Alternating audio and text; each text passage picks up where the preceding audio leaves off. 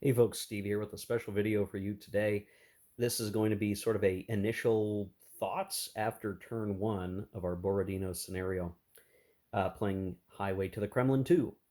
Now, what's funny is as I'm looking to record this, just recently there was an announcement that there will be a reprint of Bonaparte in Italy, which is a entry in the Campaigns of Napoleon series covering I believe it's the War of the First Coalition, the campaign that Napoleon had in Italy, which is really interesting. I have the last version of it, or what would be, I assume, like the second edition of it or something.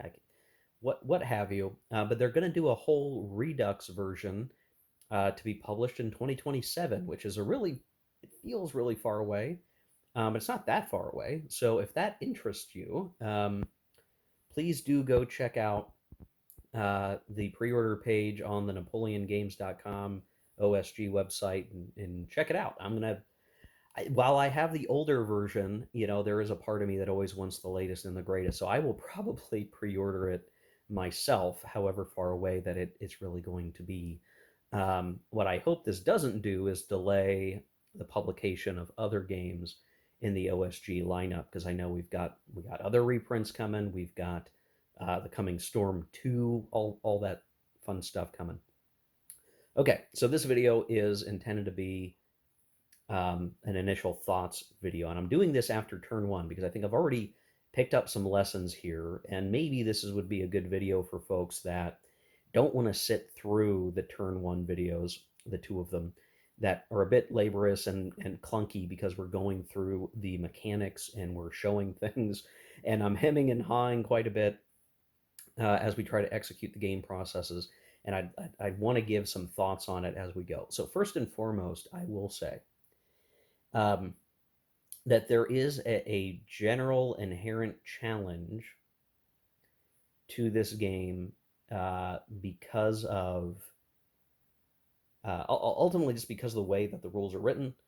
Um, they are split, and now this makes sense in other games in the series because you could be dealing with, here's the standard rules, here's the game specific rules. If they're all of the same scale, but very different lessons to be learned, like, it makes sense to have a separate rule book. But this is the only 5X version of this game, and so far appears to be that it may be the only 5X Campaigns of Napoleon game that will have come out. And so in my mind, I kind of wish they had foregone the splitting of the rule book and just had one solid rule book to look in one place, because I do find myself kind of flipping back and forth and ultimately, trying to find the right paragraph that says the right thing that I need to know for this specific moment. And that's affected the quality of the video because the previous videos, because I'm having to like double check, and in the moment I'm like, crap, I need to go look at that again, make sure I'm not making an assumption here, and that's tricky. Now, for as clunky or rough around the edges as the rules are, and even the setup, which we hit in the first video, how like I've screwed up the setup a couple times just trying to understand the way the information is supposed to be conveyed. I think so much of what this game is missing, and what I suspect would be the case for any other games in the series, is in absence of a lot of examples, you are left to interpret. And I hate sometimes I hate it when this happens. Like, a designer's like, "Hey, that's what the rule says," and like you're maybe foolish or something for interpreting it differently. But I come from a line of work where specificity really really matters, and if something is left up to interpretation, you could be in deep trouble. And so I look at something and go, well, if it's not super duper clear, then that spells trouble. And it's very easy to misinterpret the way that the rules can be conveyed, which could lead to a lot of questions. A lot of the time in other war game publications, these things are resolved with good examples of play. Now, that does expand the size of like a playbook kind of thing. You're spending more words and page space to convey those examples, but that's part of the quality that goes into a product, is when you can show very clear examples of what you're trying to convey, even in weird, complex situations. And so, You tend to get a lot of bang for your buck page wise when you can do an example that covers multiple concepts and complicated versions of those concepts, so that if you can explain a complex scenario for the player, the less complicated situations that they're more likely to run into will be easier to understand. And at least in this game, there's not a lot of examples. Now, I am looking at other campaigns of Napoleon products, and they do have slightly more examples in some of them, which is helping me to interpret the rules for this game. But this one, just in particular, does not have the sorts of examples of play I would prefer to help understand how this is supposed to work. Now, is that a major criticism? I don't intend it to be, but it is something that I am grappling with.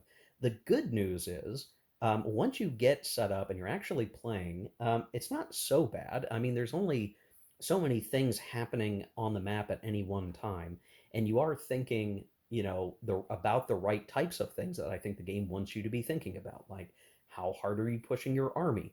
Are you watching your flanks? How much of your strength are you going to use to cover those flanks? And do you have the right leaders for the right job? Are your forces near each other to support one another appropriately? These are really good decisions on the maneuver aspect of the game. So just the idea that, like, hey, just because I can move more than 5 movement points with my cavalry doesn't mean that I should.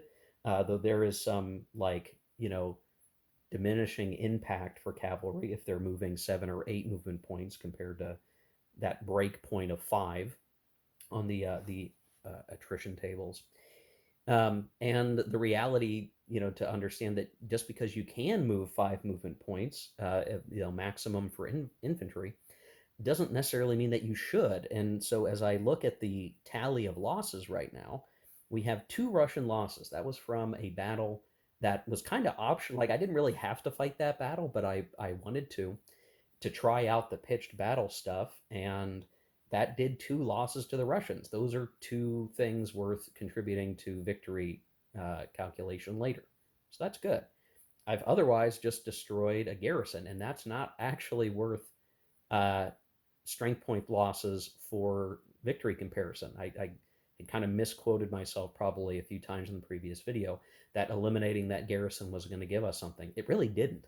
Um, and that's actually maybe not a bad way for the Russians to operate, is try to give those garrisons over to um, over to the French to fight and eliminate, because, while that might mean that the Russians are losing combative strength points, the French don't get benefits from killing the garrison, and that's time and effort spent on road bumps, roadblocks that will really help the Russians long term. So you start to get a feel for, like, this, in terms of the strategic element here, um, the impacts of your decisions, not just operationally, but like what's the strategic purpose of doing this.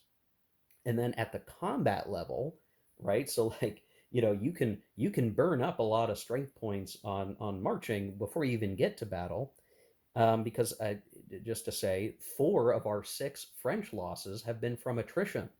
We lost 2 in that same fight that we caused 2 losses to the Russians, so 1-to-1 there. But we've already, for pretty much every force that we tried to move as the French, we lost a strength point just marching.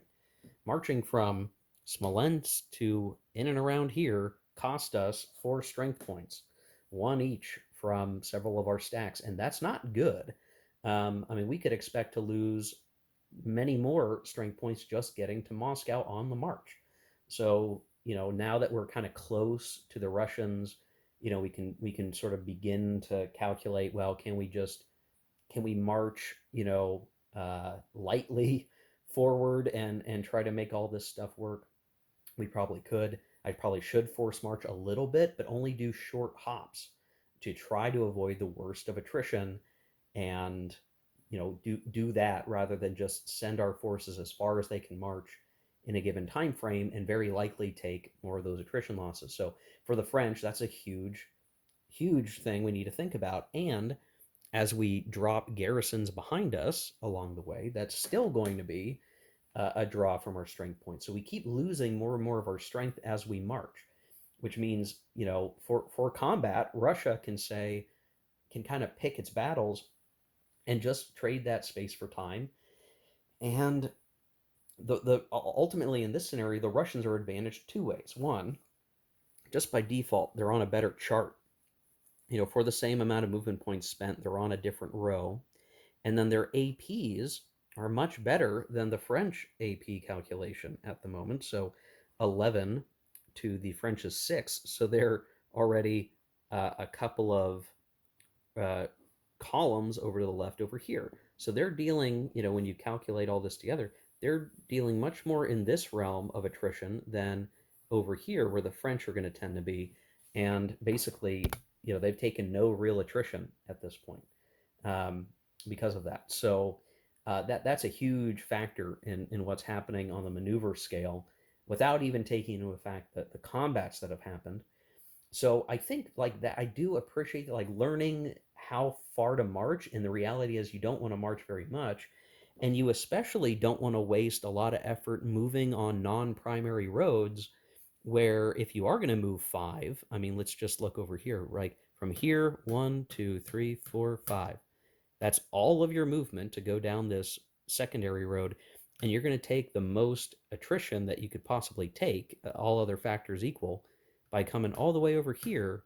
But by comparison, to the primary roads, you could be going, 1, 2, 3, 4, 5. It's much better, right? I mean, it's double, obviously, in terms of hexes, but sticking to that main road is so important, because you don't want to waste effort, and you don't want to waste attrition losses on side jaunts down these other locations that aren't taking you to where you want to be as the French. And for the Russians, they have a little bit more latitude, that they could swing some stuff off if they really wanted to. And I'm going to have to pay attention to the forage capability of some hexes, where if we're going to continue to operate away from our supply, which would in a campaign game be our center of operations, we're going to have to use the forage value. And that's really dicey as we progress. So I mean, all of that feels good. I mean, you're moving with an operational goal to like get closer to your objective, engage the enemy, but strategically you have to consider what that move is going to cost you over the life of things. And at least for a battle scenario, we're not using reinforcements. And even if we were playing a campaign game and had reinforcements, it takes a while for those replacements to really get to where they need to be. For the French, for the Russians, it's going to be easier. And again, just more of these defensive home turf advantages that the Russians get. So their leaders maybe aren't quite as good. But they have all these other things that they can make use of to just put themselves at advantage.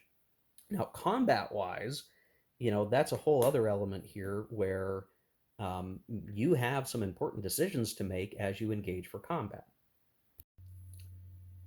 The whole decision making around combat, or really, I guess, there's the pre-combat stage, right? What Zocs are you going to enter?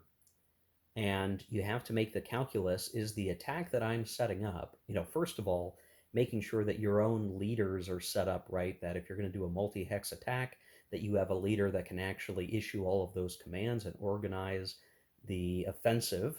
That's one factor that you need to think about to start with.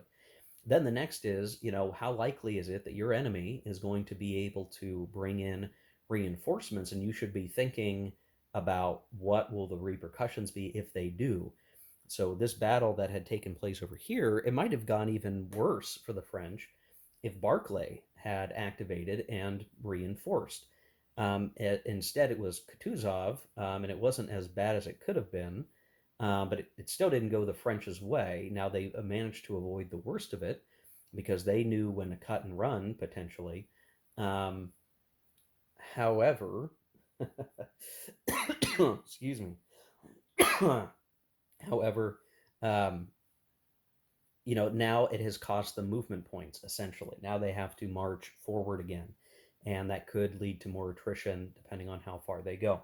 And really, it's going to be up to the Russians coming up here on turn two, if they decide to pull back some more and just continue to pull back. That could be a significant challenge and problem for the French to just continue to if we charge forward and the Russians bounce us back and we have to march and maybe we lose more guys on the march, even if we didn't lose much in combat, and the Russians just keep doing that, this is kind of, where by the time we get to Borodino over this way, it could be that the Russians are more than happy to have a pitched battle because the Russians can or the French continue to become exhausted and will get smacked back pretty quickly.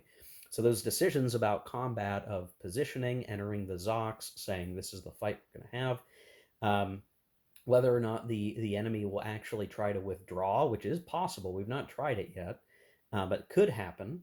They could try to withdraw and not actually engage. So that's more sort of wasted effort, I guess. Whether or not you have your cavalry involved, such to give you a cavalry advantage, do you have your artillery such that you can actually, hopefully use your artillery and roll and get lucky and continue to reduce the enemy?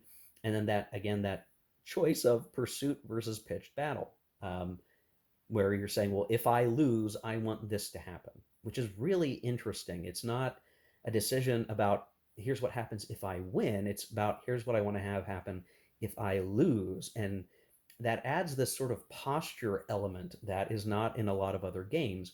That concept of saying, like, well, if I get beat, I want to run away. And it kind of reminds me a little bit of the PC games from Agiod, games like Birth of or Wars in America, the Civil War II that you can find on Steam.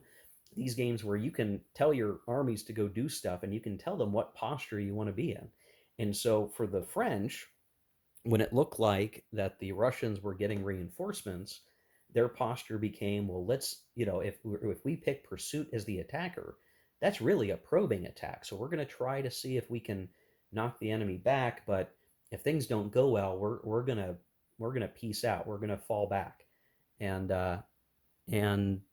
we ended up doing that, which is great. If I had said instead pitched battle, what that really would mean is I'm on the attack, and um, if I am rebuffed, if I lose the initial engagement, I want to dig in and fight it out, and hopefully win on the second round, expecting that you have enough strength to last that long against the enemy.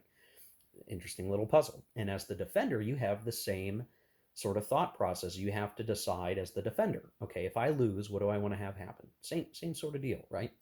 If I pick pursuit, if I lose, then I want to. It's like a rear guard action, right? We're going to fight a little bit. Hopefully, it doesn't go too badly, and the losses are minimal. But I'm going to basically run from the point of contact, or I'm going to withdraw, and maybe I don't lose anything unless the attacker has a lot of initiative and capability to chase after me. So, a leader of the likes of, say, McClellan from the American Civil War isn't going to chase after me if we disengage. It's going to have low initiative. We'll get away clean, and that's a great way to be a highly mobile army, is to just try to withdraw and pursuit when you lose. I use the pursuit option so that when you lose, you get away clean. But if you're the defender and you pick pitched, you're probably doing that because you expect to not actually lose, but in the case that you lose, you might only lose a little bit, and your expectation is on that counterattack, you're going to be effective. And I think that's kind of the tough decision making that you're trying to work out. As the defender picking pitched battle, what you're really saying is, I don't want to run away. I can't afford to give up any more ground. I'm going to fight and hope to do enough damage that the enemy gets pushed back after the second round, after the counterattack. I shouldn't call it second round because there is technically in the game the terminology is a second round of combat, but the counterattack, I expect in the counterattack to do well or hope to do well and keep the hex that I'm in or keep that narrow corridor. Again, fighting along this road, like the French don't have a lot of options to go another way. They kind of have to go up this way. So at some point, the Russians are going to have to pick a spot and say, nope, this is it. This is our spot.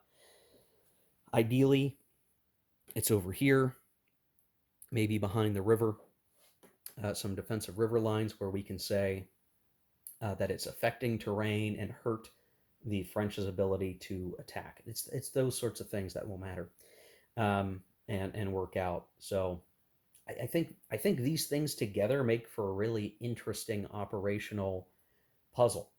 So I do like it. I mean, I think as I'm like getting into actually playing it, despite the stumbling over some rules aspects and making sure that we get things right, we've seen that the majority of the sort of game, um, the game table stuff that really matters on a regular basis. And once you get rolling, it's pretty clear how to leverage what you've got.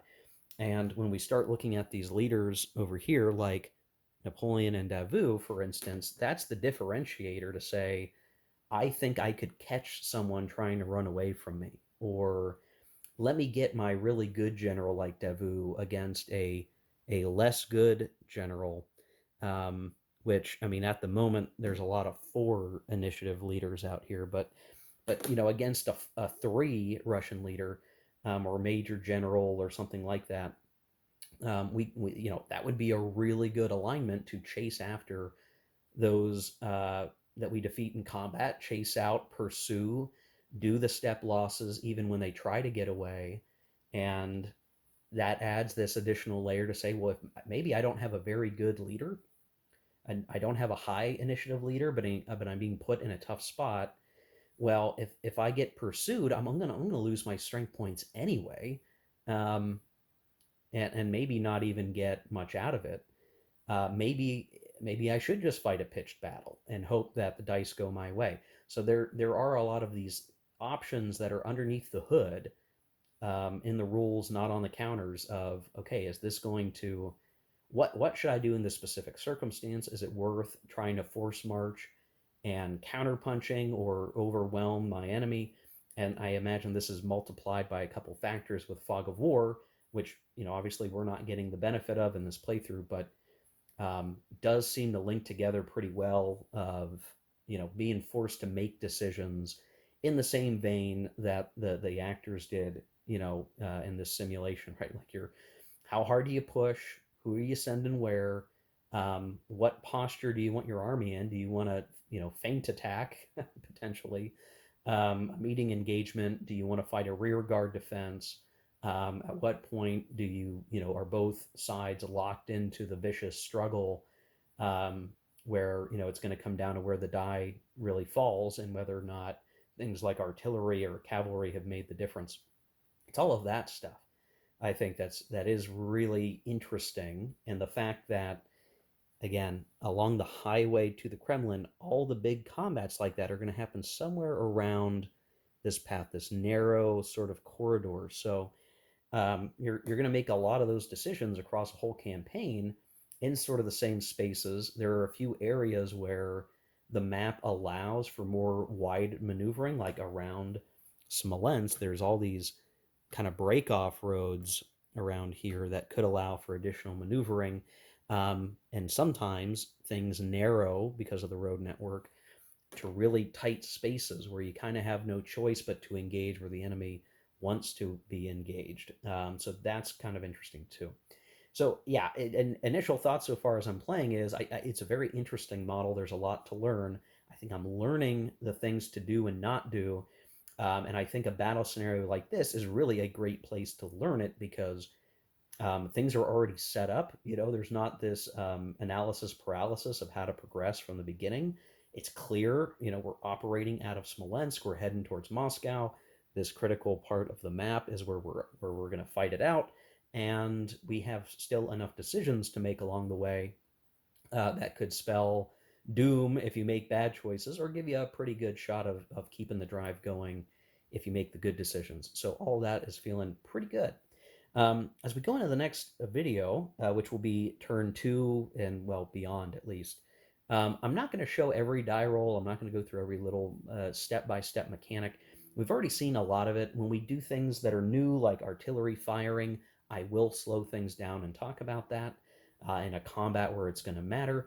But I'm not going to show each and every counter move either. So we're going to do little micro clips of, okay, it's the movement phase. Here's what I've done with all of my activations, and so on and so forth. as we go. If we have combats that are particularly interesting, we'll talk about the aftermath of those, and I'll try to keep a running tally of the losses over time. Um, so yeah, there you go, guys. We're clunking through it, but there is a lot of interesting bits here to enjoy in the game system. I'm going to keep digging in on this as we make our way through the rest of the battle scenario, at least. So hopefully this will help. This is a good video for those who couldn't watch the whole rest of it. If you did watch those the other turn one videos, hopefully this is a good epilogue for just sort of getting ourselves centered on the game, and we'll continue on from here. So thanks for watching. Take care. Keep on gaming.